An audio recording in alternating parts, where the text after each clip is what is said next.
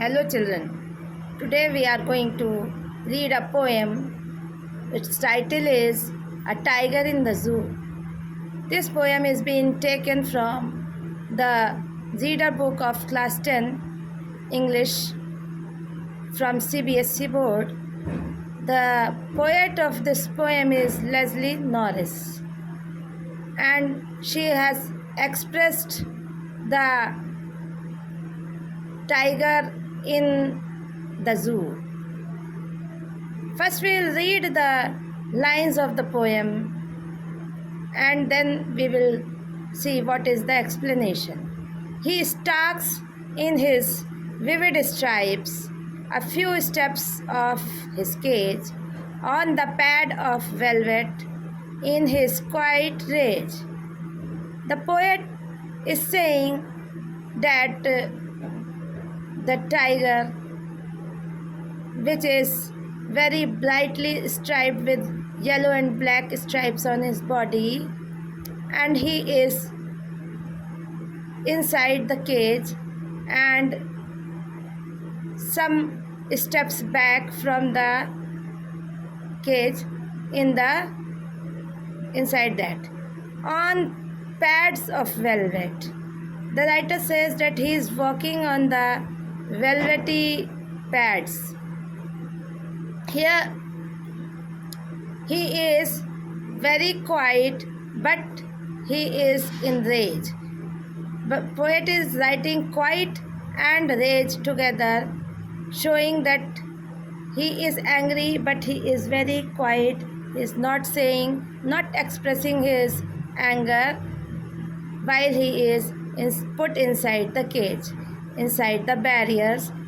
As you know that these animals are wild and they freely wander here and there. So it is a very difficult situation for the tiger to remain inside the cage. The tiger is wondering when he is put inside the cage or his real status in the jungle should be in which type. In the second paragraph, the poet is saying he should be lurking in shadow. That means the tiger, when he is outside in wild, he lies and hides slowly inside the shadow, sliding through long grass. And you know the tigers hide themselves in long grass when they are out for their prey. So he is sliding slowly. He must have been sliding slowly and finding out his prey near the water pool. These grass mostly grow near the water places, and on those places at time to time plump bear pass. We read the line where plump deer passes.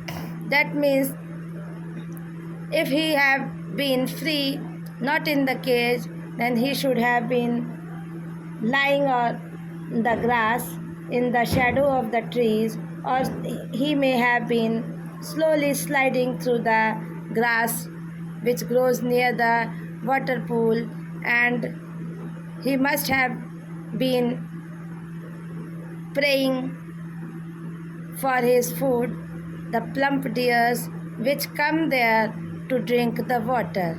After that, we will read the next paragraph which the writer has said. We will see here. He should be snarling around houses. And as you know, there are small villages near the forests. So the writer describes in his lines that he should be snarling around the houses at the jungle's edge, baring his white fangs, his claws, terrorizing the village.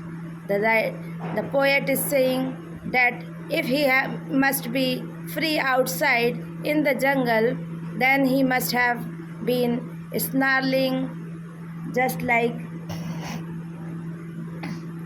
around the houses slowly, and snarling here means making a low sound of roaring at the jungle edge, where these houses must have been in the villages which are at the edge of jungles, and the tiger should come out from the jungle in search of prey, bearing his white fangs.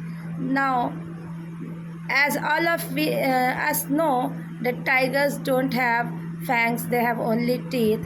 Snakes have fangs, but the writer is expressing that the tiger takes out its white teeth and shows them outside his mouth, just like fangs of the snake. His claws, they are also white, and his teeth and claws are a terror for the peoples living in the village. Then in the next lines, the writer says, but he is locked in the concrete cell, his strength behind the bars, stalking in the length of his cage, ignoring visitors. As we are just reading that this tiger is inside the zoo. So, and he is locked there. He is inside the bars, locked with the inside the cage in the concrete walls. The writer says that his cell, his caves are made up of concrete, and he is there inside them just like the prisoner. His strength behind bars, and all his strength is lying behind the bars. He is not able to jump out from those concrete cells. Stalking in the length of the cage. He is only walking from one side of the cage to the other side of the cage and taking the length of the cage. And while doing this, he knows that he is being seen by the people, but he ignores them and don't look there because he is not satisfied being caged in the zoo. Then in the last lines, last paragraph of the poem, the writer says, he hears the last voice at night.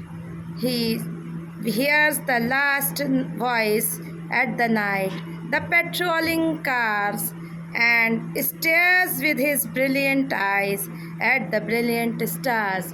The writer says that he is very careful that there are some voices here and there outside the cage, and he listens them until the last voice come to his ear in the night. And what are those noises? There are some patrolling cars who are on the search, and they hoot their sirens, so he listens to them, that what are those sounds coming from. Then after that he stares with the brilliant eyes. As you know, the tigers have very shiny eyes, and at night they sparkle.